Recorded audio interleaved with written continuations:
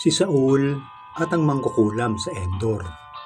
Unang Samuel 28:1-25. Nang mga panahong iyon, tinipon ng mga Filisteo ang mga sundalo nila at naghanda sa pakikipaglaban sa mga Israelita.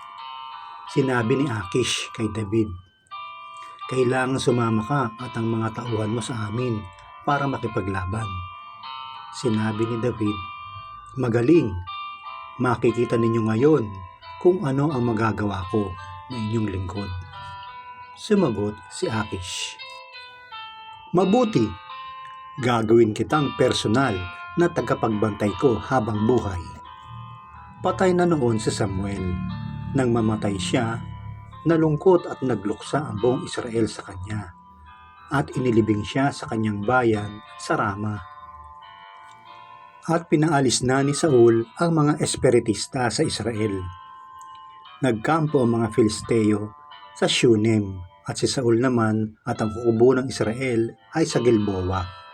Nang makita ni Saul ang mga sundalo ng mga Filisteo, pinagharian siya ng matinding takot. Nagtanong siya sa Panginoon kung ano nararapat niyang gawin. Pero hindi siya sinagot ng Panginoon kahit sa pamamagitan ng panaginip o sa mga propeta o kahit sa anumang paraan. Pagkatapos, sinabi ni Saul sa kanyang alipin, "Ihanap mo ako ng babaeng espiritista na maaari kong pagtanungan." Sumagot ang kanyang alipin, "Mayroon po sa Endor." Kaya nagpanggap si Saul sa pamamagitan ng pagsusuot ng ordinaryong damit sa halip na ang magara niyang damit. Kinagabihan, pinuntahan niya ang babae kasama ang dalawa niyang tauhan. Pagdating nila, sinabi ni Saul sa babae, "Gusto kong makipag-usap sa kaluluwa ng isang tao." Sinabi ng babae sa kanya, "Ano? Gusto mo bang mamatay ako? Alam mo naman siguro kung ano ang ginawa ni Saul. Pinaalis niya sa Israel ang lahat ng espiritistang nakikipag-usap sa mga kaluluwa. Huwag mo nang ilagay sa panganib ang buhay ko." Sumumpa si Saul sa kanya sa ngalan ng buhay na Diyos na hindi siya mapaparusahan sa gagawin niya.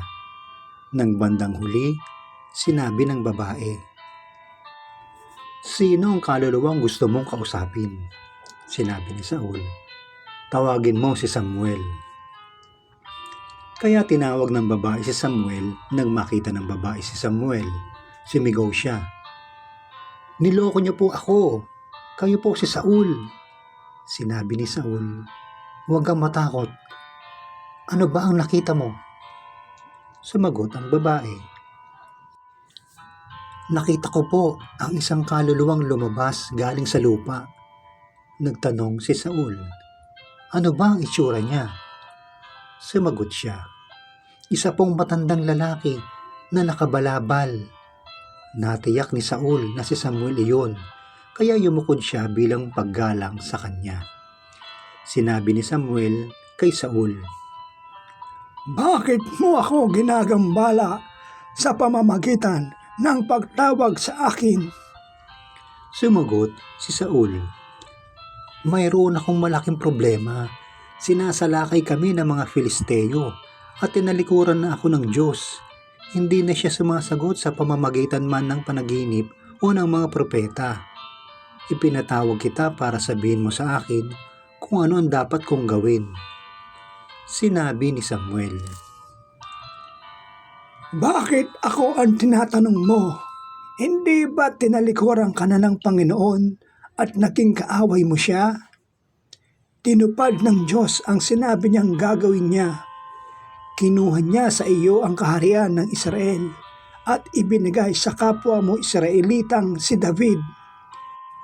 Ginawa ito ng Panginoon sa iyo dahil hindi mo sinunod ang utos niyang patayin lahat ang Amalekita.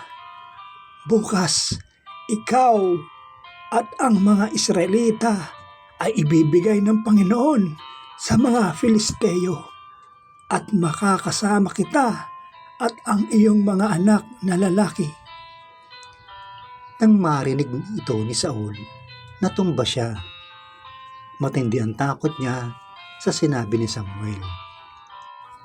Hinang-hina rin siya sa gutom dahil hindi siya kumain buong araw at gabi. Nang makita ng babae na takot si Saul, nilapitan niya ito at sinabi, "Mahal na hari, tinupad ko na po ang ipinag-uutos ninyo sa akin kahit na alam kong nasa panganib ang buhay ko. Nakikiusap po akong pakinggan ninyo ang inyong lingkod. Bibigyan ko kayo ng pagkain para manumbalik ang inyong lakas at makapagpatuloy kayo sa inyong paglalakbay." Pero tumangging kumain si Saul. Tinulungan ng mga tauhan ni Saul ang babae sa pagpilit sa kanya para kumain. At pumayag na rin siya. Tumayo siya mula sa sahig at naupo sa higaan. Kinatay ng babae ang pinapataba niyang guya, nagmasa ng harina at nagluto ng tinapay na walang pampaalsa. Inihain niya ang mga ito kay Saul at sa mga tauhan nito at kumain sila.